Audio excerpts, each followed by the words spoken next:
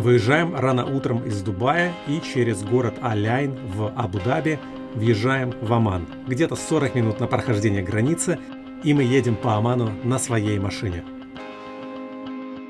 Съезжаем с асфальта, подсдулись, потому что с асфальтовой дороги нам нужно свернуть вот на такой трак, и мы едем к Аль-Сафа-Лейк.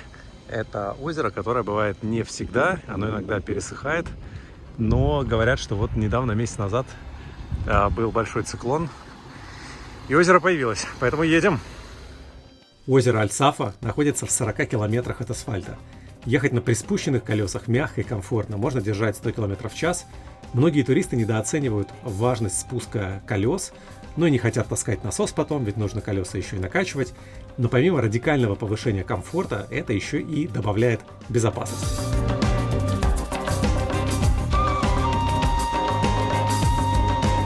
По такому дорожно-подобному траку можно подъехать к дюнам, в которых озеро располагается. Но чтобы подобраться к озеру, нужно через зыбучий песок преодолеть несколько дюн. У нас это проблем не вызвало, но если у вас нет опыта езды по песку, я бы не советовал это делать. Застрять тут очень легко, мобильной связи нет, и люди бывают далеко не каждый день. Решаем подъехать к другому берегу озера, где будет лучшее освещение. Для этого пришлось форсировать вот такую дюну.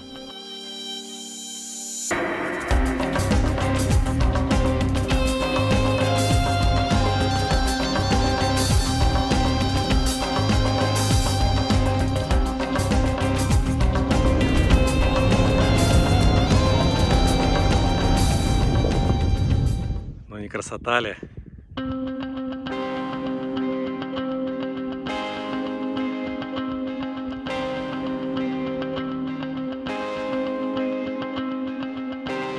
В общем, это совершенно невероятное место. Природных озер в целом на Аравийском полуострове не особо много, а озер в песках и подавно. Но искусственные озера в Дубае здесь не в счет.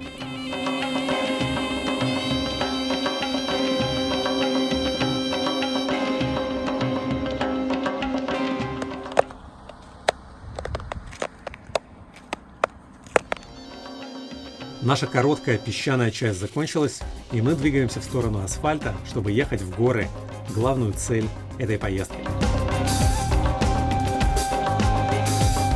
Даже не доехав до основной трассы, которая ведет в город Ибри, уже видны горы на заднем плане, а чем ближе к ним, тем сильнее они поражают своими размерами. И особенно выделяется огромная скала с очень крутыми склонами. Толком непонятно, как эта гора называется, но судя по гуглу, что-то типа Джебель-Мид. Именно у ее подножья, а точнее на фоне этой скалы, находятся погребальные башни у деревни Аль-Айн. Не путать с Аль-Айном в ОАЭ. Туда мы и направляемся. Подойти вплотную к этим башням невозможно. Нужно вот так вот останавливаться у дороги и потом вот по такой тропинке туда. Вот такие огороды местные. И буквально 5 минут побродить по огородам, и я на месте. Так вот рядом с такой долиной построены вот эти прекрасные башни. Сайт ЮНЕСКО говорит, что эти постройки датируются 3-м тысячелетием до нашей эры. Я думаю, что в нынешнем виде их, конечно, подсобрали. 5000 лет они так бы не простояли, но выглядит это все равно безумно красиво.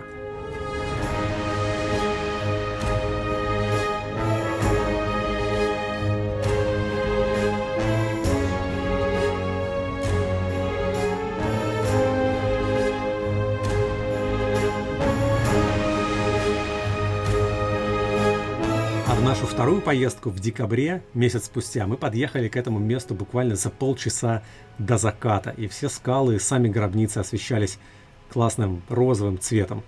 Огороды, кстати, через которые нужно было идти, стали значительно зеленее. Местами это напоминало скорее Бали, а не Аравийский полуостров.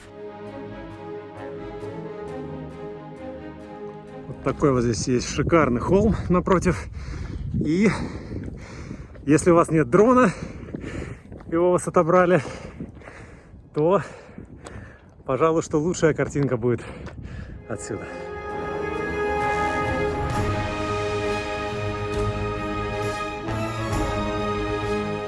Ночевать мы приехали в отель Summer Heights Resort. Тут, правда, кадры уже с утра. Этот отель находится меньше, чем в часе езды от башен, правда по жесткому бездорожью, но уже на высоте 2000 метров. Вида с него никакого нет, но при этом находится совсем рядом со смотровой площадкой, сделан очень стильно и явно превысил ожидания за эти деньги. И пока мои друзья отсыпаются следующим утром после долгой поездки, я поехал на смотровую площадку с видом на Гранд Каньон Амана, чтобы сделать себе чай с красивым видом и снять таймлапс. Это не утреннее место с точки зрения фото, после обеда свет намного лучше, но все равно атмосфера на рассвете волшебная, плюс познакомился с другими туристами, которые тут кемпились. Они жаловались, что в 3 ночи им пришлось встать и греться в машине, потому что температура упала до плюс 5 градусов, что, конечно, для жителей этого региона мира совершенно экстрим. В послеобеденном свете это место смотрится намного лучше, солнце уже не светит в глаза и можно рассмотреть все детали Гранд Каньона Амана. И даже увидеть маршрут самого известного хайка в Омане. Хорошо виден Balcony Walk, его часть. Вот здесь вот люди. Они идут дальше. Этот Balcony Walk идет где-то под нами. И конечная точка его находится вот в центре кадра. Там видно что-то похожее на озерцо маленькое.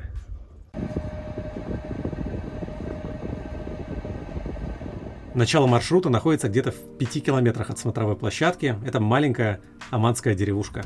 В таком чудесном месте под блеяние коз начинается Balcony Walk. Balcony Walk считается чуть ли не главным хайком Омана, так как он проходит по кромке самого грандиозного каньона Ближнего Востока. При этом физически он совсем несложный, спуск всего около, наверное, 200 метров. В общем, если хотите пройти по километровому обрыву с минимальными трудозатратами, это отличная возможность. Очень неплохой склон. Если с такой тропинки вниз, то прям очень далеко падать. Увидеть, где тропинка. Давайте я увеличу. Вот она идет.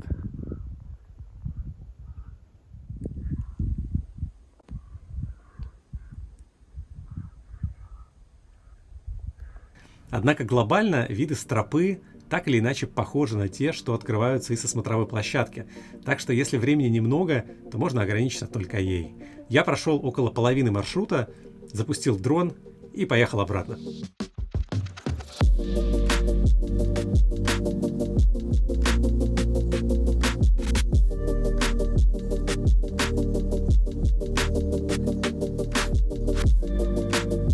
Покидаем самую высокогорную часть Джабаль-Шамс.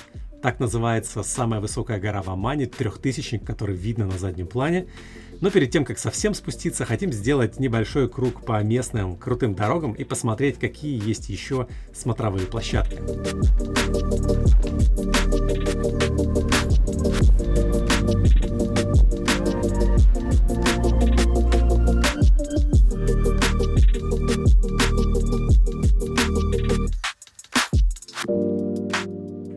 Вначале я хотел сказать, что я не вижу, куда уходит эта дорога, она где-то теряется, но потом я присмотрелся. Это, конечно, очень страшная дорога. Потому что обрыв вот такой. В общем, оманские горные дороги — это совершенно экстрим. Видимо, местная порода достаточно устойчива, позволяет строить горные дороги на очень крутых участках без какого-либо укрепления. И минимальное количество дождей эти дороги не особо размывает.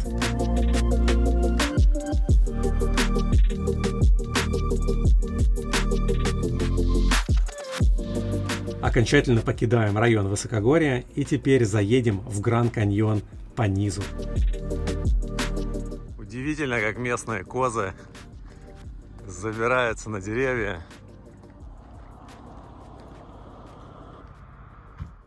На входе в каньон расположен очень живописно оставленный город. Называется Валли Некросис, наверное, город мертвых. Мы его объезжаем справа и начинаем движение по каньону. К поездке по Большому каньону я подготовился основательно и снял крышу. Вот я ее бросил туда за кресло, прицепил, и поэтому теперь у меня вот такой вид Каньоны и русла рек и ручьев на Ближнем Востоке называются вади. Большой каньон Омана – это Вади-Нахар или Вади-Гул. Я так понимаю, что это разные ответвления каньона, и они имеют разные названия. Проезд по каньону на джипе был абсолютно феерическим опытом. Потом с друзьями мы обсуждали, что только ради этого проезда можно было купить джип Wrangler, у которого можно как минимум частично снять крышу в полевых условиях.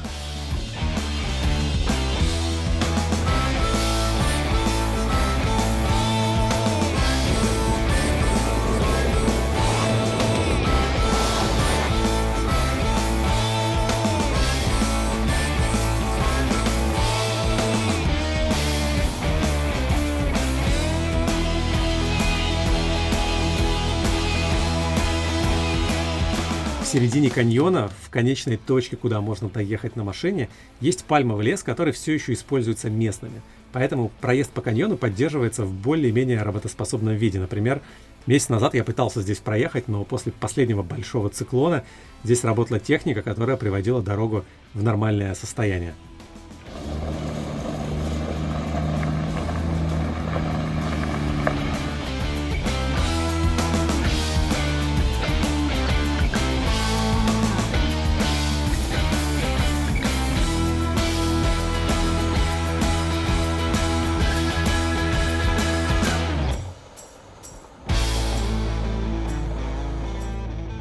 Сложно представить более классные картинки, сочная по цветам и с невероятно нависающими горами. Вот так выглядит конец маршрута. Все, дальше машине проехать нельзя. Что интересно, здесь в кустах, в пальмовом лесе, какой-то очень прикольный особняк. Возможно, это будущий отель. Там сделано все очень классно. Вот, и мы теперь думаем, где нам поставить палатку. В принципе, здесь палатка абсолютно прекрасно встанет. Здесь много плоских мест. С другой стороны, здесь, чуть поодаль, ребята, которые, в частности, оборудовали хайк, который я хочу пройти, сделали вот такую площадку для кемпинга. И, с одной стороны, это еще круче, а с другой стороны, как-то лишается природности. Все, разбили лагерь. Выглядит все это примерно вот так. Палатка у меня Decathlon, ее даже не нужно, в общем, особо ставить. Ничем не закреплял. Машины уже там дальше начинается. Уже не автомобильная зона, уже нельзя проехать.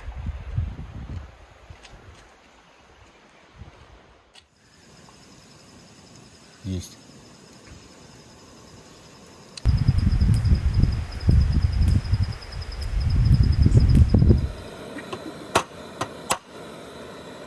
В 7:50, и тут подъехала группа джипов и туристы, наверное, из Малайзии.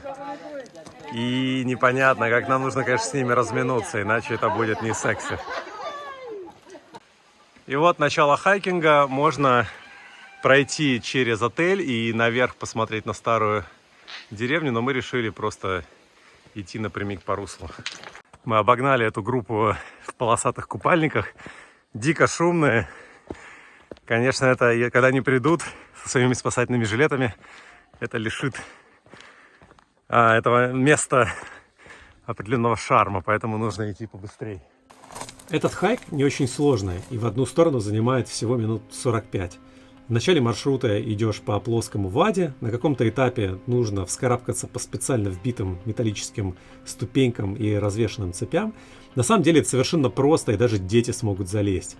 И после подъема на 100-200 метров по достаточно сыпучему крутому склону мы выходим уже на плоскую тропинку, которая идет над обрывом посередине Большого каньона. И это одно из самых красивых мест, которые я только видел. Ты идешь не по низу каньона, не по верху, а посередине, и это невероятно круто. Иногда проход настолько узкий, что местные сделали ограждение, чтобы можно было возить такие вот группы туристов, как ту, что мы обогнали. Хотя, откровенно говоря, даже опытному туристу в некоторых местах без страховки было бы не по себе.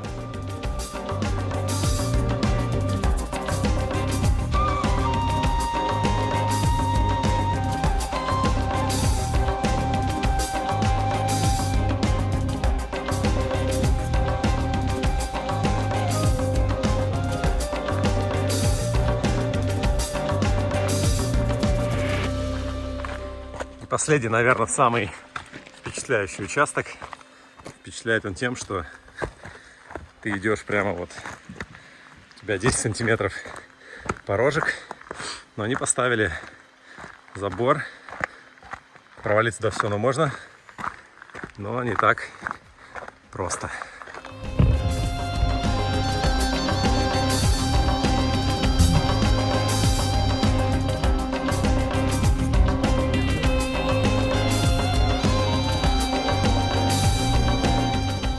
Каньон становится все уже и уже, и на этом этапе он практически смыкается в щель с едва заметной проталиной наверху. Так, ну что, вот справа мы прошли сюда, виден маршрут. Такой здесь уже прекрасный бассейн. Мы идем вот в эту расщелину, и там должно быть озеро. Я искупаюсь, наверное, не знаю.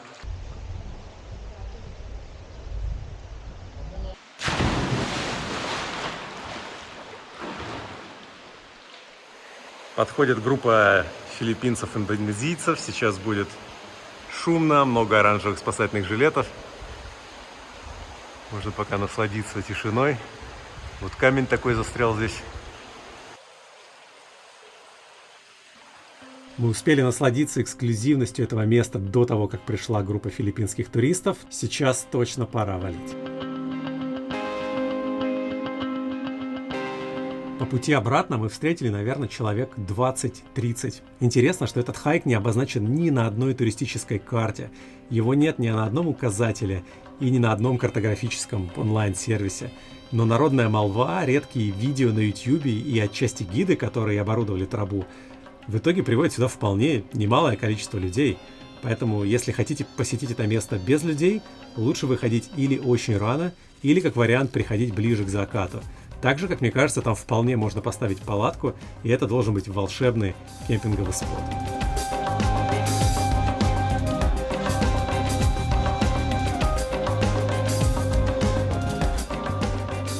На обратном пути мы заходим в оставленную деревню, и здесь очень хорошо видно, что часть домов переделана под вполне стильный отель.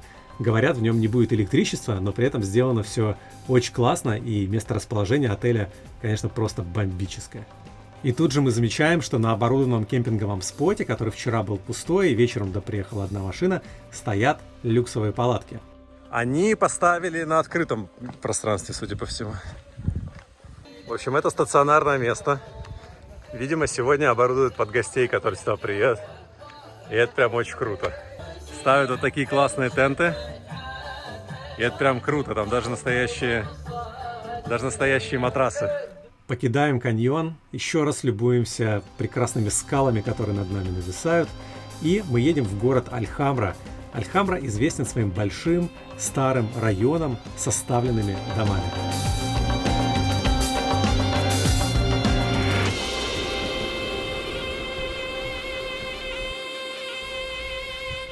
И вот мы приехали в Альхамбру, старый заброшенный город. Сделанные дома были из глины. Это очень круто. Посмотрите на эти дома.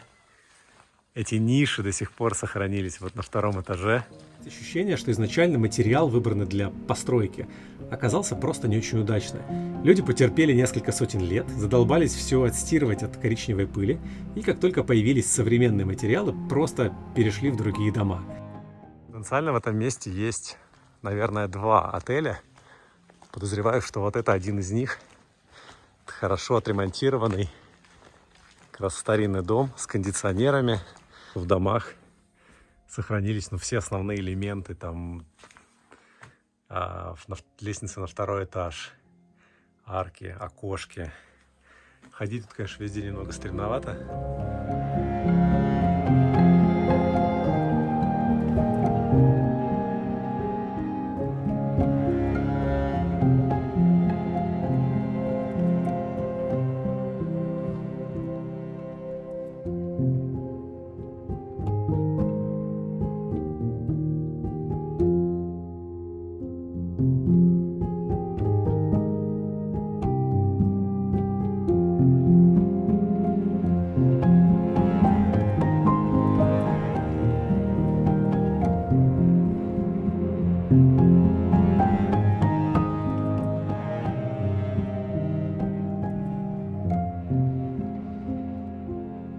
Рядом с Аль-Хамрой есть еще один известный исторический город – Мисфат аль-Абриин. Так как города считаются традиционными, просят одевать нормальную одежду.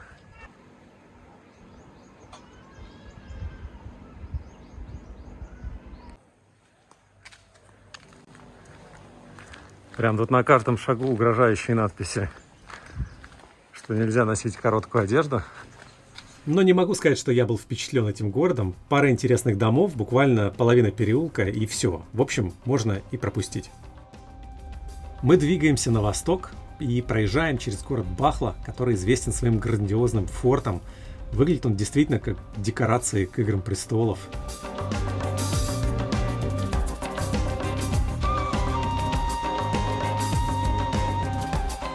Дальше на нашем пути город Низва, у который тоже знаменит своим большим фортом. Низва также используют для того, чтобы примерно сказать, где ты был в Омане. Я был вокруг Низвы, это значит горный Оман. Мы начинаем подъем на гору Джабаль-Ахдар. Подъем знаменит тем, что вначале стоит настоящий полицейский пункт, который пропускает только полноприводные машины или иногда, как исключение, суперкары. Такой фильтр якобы введен для безопасного спуска. Спуск очень затяжной, полноприводные машины как минимум могут иметь понижайку и ручное управление передачами. В Джабаль-Ахдар есть два известных дорогих отеля – Анантара и Алила Джабаль-Ахдар, которые входят в сетку Хаят. Наш любимый отель именно он. Более того, пожалуй, он один из лучших, в которых я когда-либо жил, даже если брать все люксовые отели на Мальдивах. Если соберетесь сюда, обязательно не пропустите закат. Он тут совершенно топовый. Солнце садится прямо напротив бассейна, и все скалы освещаются мягким розовым цветом.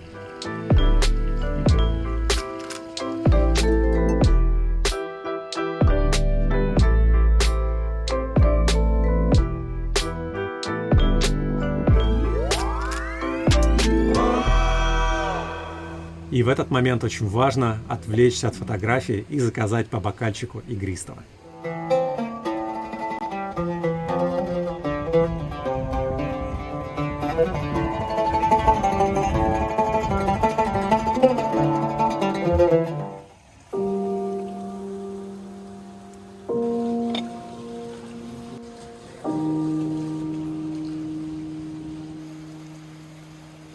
Давайте посмотрим, как выглядит номер. Самое главное, конечно, здесь это вид.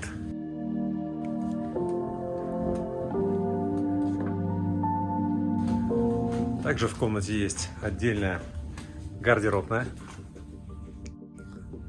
и ванная комната с душами, туалетами и вот такой нереально стильной ванной, опять же с видом на прекрасный каньон. Давайте сделаем небольшой тур по отелю. Это отдельно стоящие домики, в каждом по 4 или 6 номеров.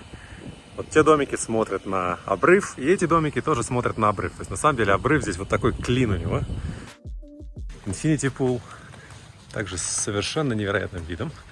Если может быть холодно, а холодно здесь бывает, то есть закрытый бассейн. Выглядит он примерно так. И вид у него тоже очень классно.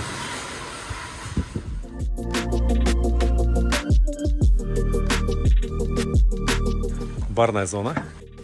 Также у всех столов охрененный вид. Еще одна зона с шезлонгами.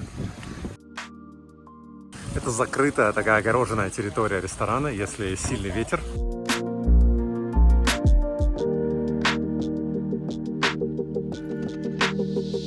Смотрите, какие везде подушечки. Даже отделка лифта в таком старом арабском стиле с кованым металлом. Здесь есть спа и магазин.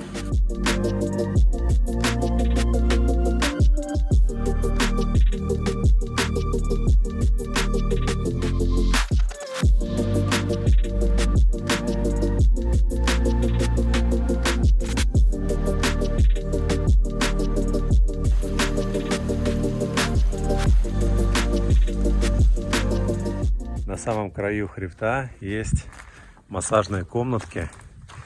Они занимают такое доминирующее положение. Мы сейчас попробуем дойти и взлететь оттуда на дроне. И вот он в самом конце.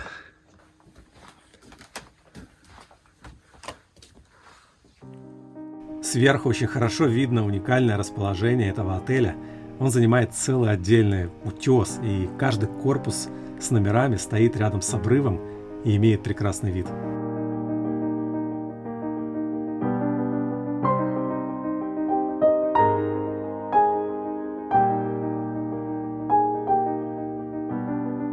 Город Джабаль-Акдар известен в первую очередь своими старыми деревнями с террасами. Таких террасных деревень несколько рядом с городом Саик. Хайкинговые маршруты по этим террасам привлекают много туристов. Это место, на самом деле, я думаю, что самое известное горное место в Омане. Но мы ограничимся просто остановкой на смотровой площадке. Пару лет назад я здесь уже все облазил и могу сказать, что вид с этой смотровой площадки самый лучший. А такой вид открывается от отеля Анантара. Отель в целом очень неплохой, но более, что ли, обыкновенный, похоже на стандартные отели.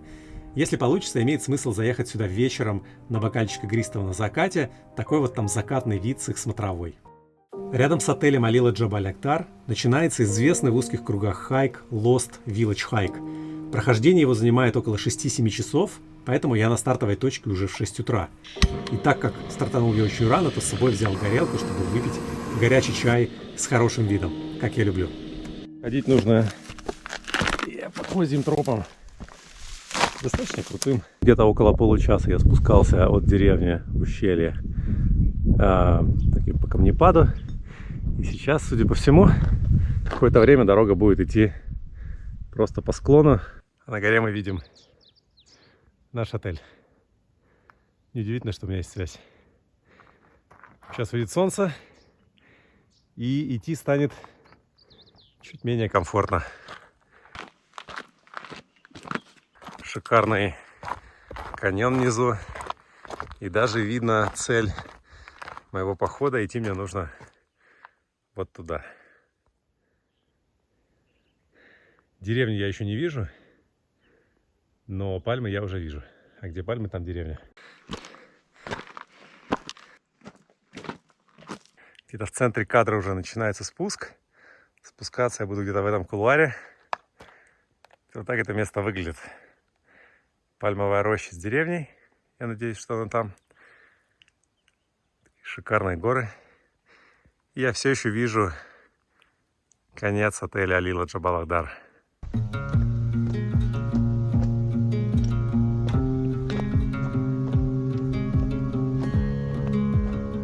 Пока спуск достаточно простой, легко идущийся. Самое крутое, что я до сих пор в тени. К деревне я вышел, сам того не заметив. На спуске все внимание уделяешь тому, что под ногами. И в какой-то момент я такой, вот же деревня. Итого, что мы имеем? Деревня, которая как бы внизу, но все еще не совсем внизу.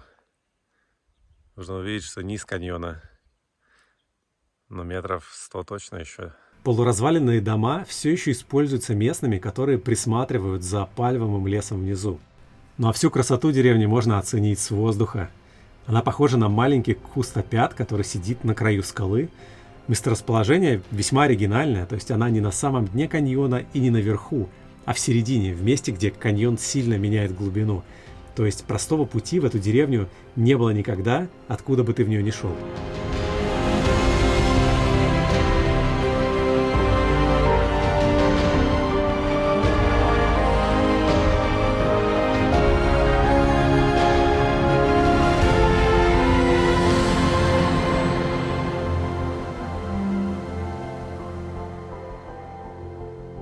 Иду обратно, на этот раз по низу, по каньону. Ну, по руслу, кстати, идти приятней. Ничего не сыпется под ногами. Камни и камни. Когда идешь по сыпучей местности, всегда менее приятно. Воу.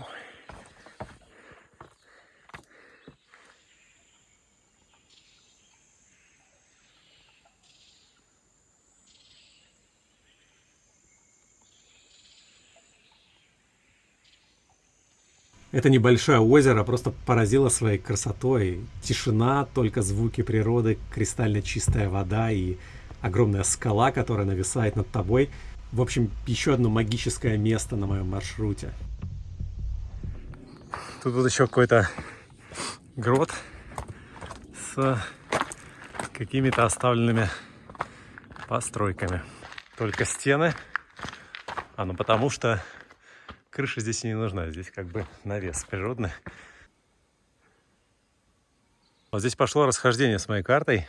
И моя карта говорит, что нужно идти налево и подниматься вот по этой стене. Она выглядит действительно прям стрёмно. Но флажки рисуют какой-то обходной путь. При этом я смотрел одного парня на YouTube, и он жаловался, что пошел как раз по правой стороне утеса и шел очень далеко.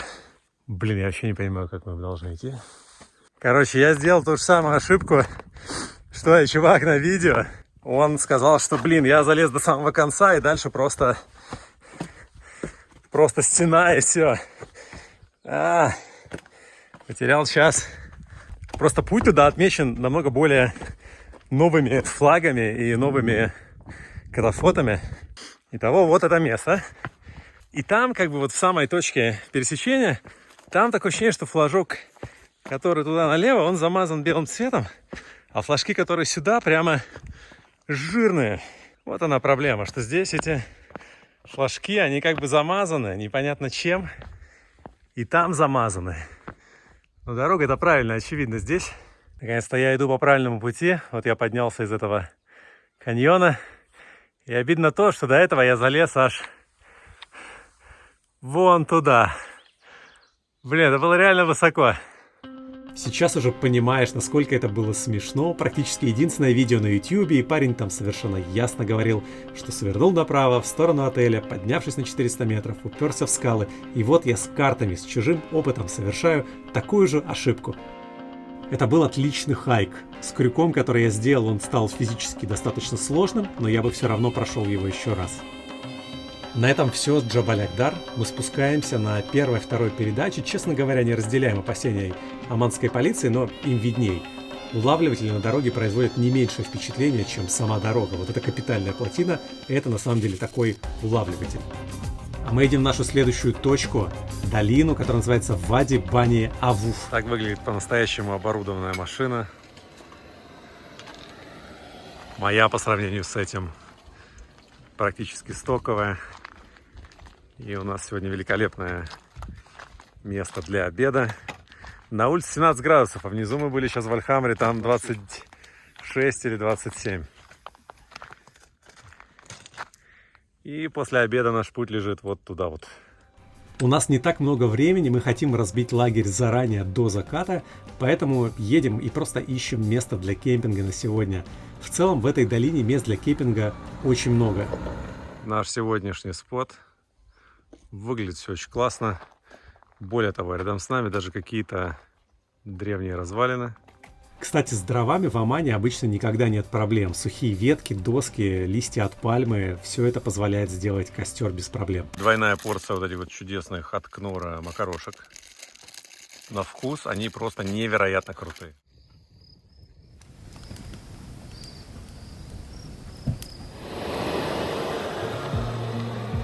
Очередное прекрасное утро, и сегодняшний день будет целиком про крутейшие грунтовые дороги.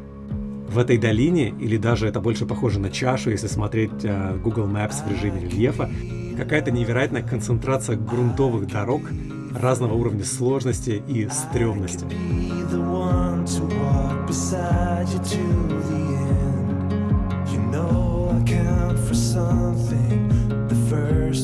Заезжаем в город Балт-Сайд, один из самых знаковых, живописных и, наверное, открыточных городов Омана. Такой оманский Суздаль.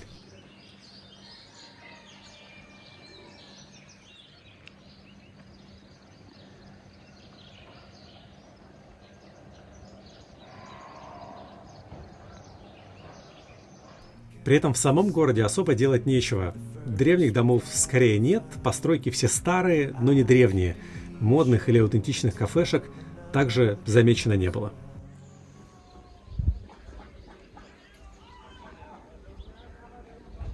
И опять про оманские дороги. которые, конечно, поражают тем, по каким крутым склонам они проложены. А с другой стороны, в отсутствии природной эрозии, здесь, похоже, достаточно просто пройти каким-то бульдозером-экскаватором, вырезать эту дорогу в скале, и дальше она живет своей жизнью.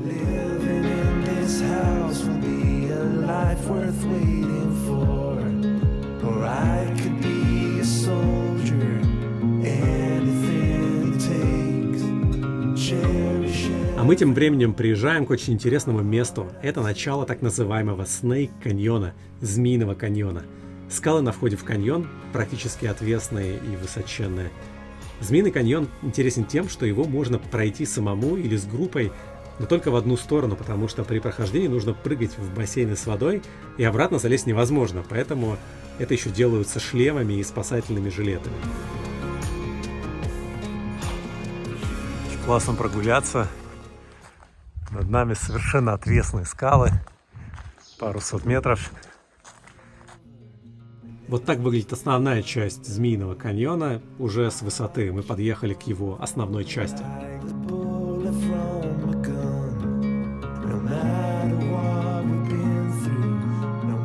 Здесь же в очень живописном месте построен стадион Audi. Он так называется потому, что Audi построили его для одной из своих рекламных кампаний. Ссылку на видео я дам в описании. И вот прямо рядом со стадионом Audi такой вот обрыв. И здесь Снейк каньон. Оттуда много голосов слышно. Этот Снейк каньон проходят и сами, и в рамках коммерческих туров.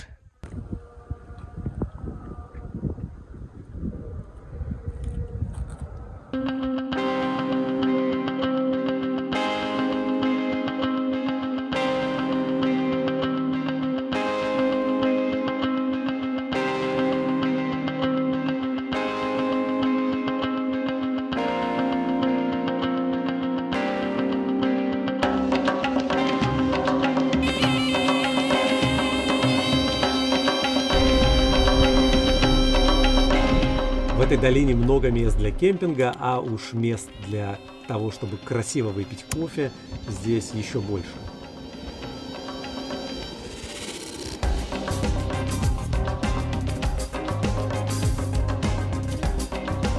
Я видел разные горные породы, но чтобы настолько камень был похож на просто на трухлявое дерево, невозможно даже себе представить.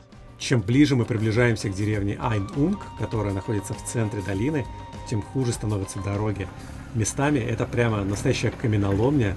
Не представляю себе, как здесь можно проехать на обычных колесах. Камни тут очень острые, и порезать обычную шину очень легко. Мы видели оставленную машину с разрезанной шиной почти по всему ободу. И, пожалуй, самый сложный участок – это небольшой, невысокий каньон уже в самом конце перед нормальной дорогой. Там местами даже нашего клиренса хватало с трудом, а у меня от порогов до земли полметра.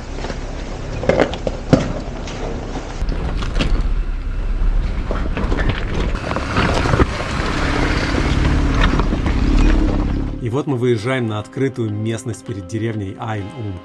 И мы хотим забраться в маленькую горную деревню Ваджмах-Виллидж. Это известное в узких кругах путешественников место, опять же, нет ни на каких туристических картах, нужно немного проехать по асфальту, сворачиваем и 5 километров по впечатляющей горной дороге. Горы над нами – это самая высокая гора Омана Джабаль-Шамс, больше 3000 метров. Мы были уже с другой стороны от нее в этом видео раньше. Профиль гор чем-то напоминает Мачу-Пикчу, и так как это северный склон, здесь больше влаги, горы намного зеленее, чем обычно можно ожидать от Омана.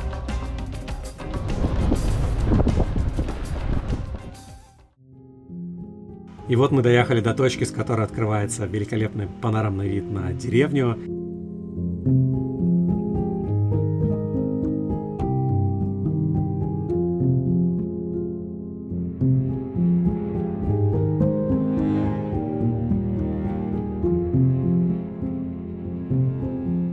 Паркуемся перед самой деревней. Здесь стандартный стенд с правилами для туристов, в основном про уважение и требование носить длинную одежду. Деревня с архитектурной точки зрения вряд ли представляет собой какой-то интерес, но именно само место, в котором расположена эта деревня, безусловно, невероятно крутое. Но нас интересует даже не сама деревня, мы хотим сделать небольшой хайк и перейти на склон напротив, пройдя как раз по этим террасам.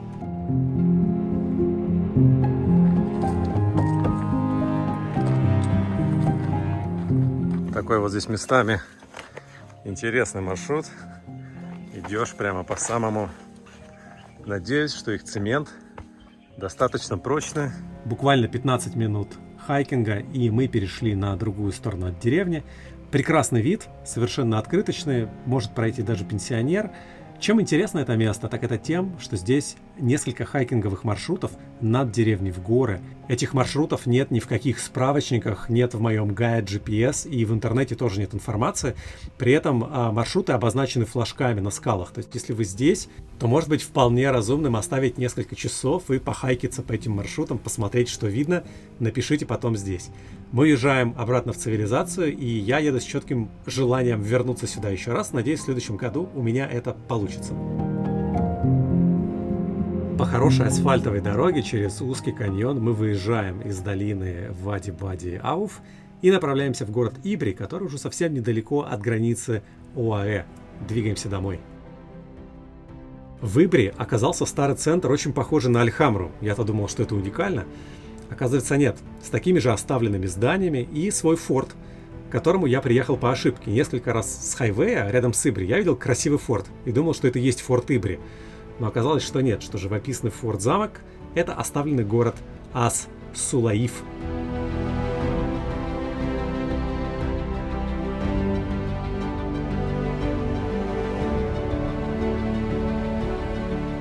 Город этот оказался совершенно фантастическим.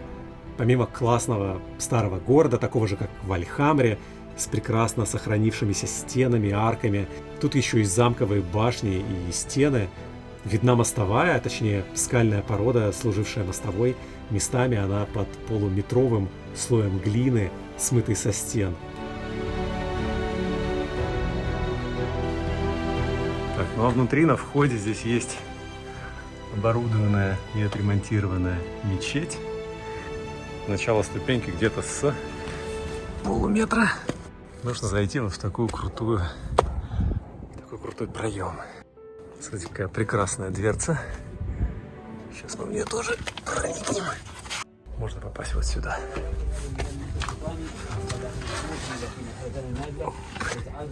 И отсюда открывается, пожалуй, самый лучший панорамный вид на этот оставленный город.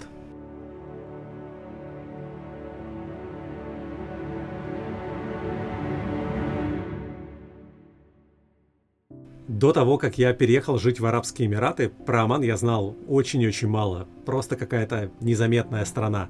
Точно не в топе у travel-блогеров или турагентств. Они и открылись-то для туристов относительно недавно.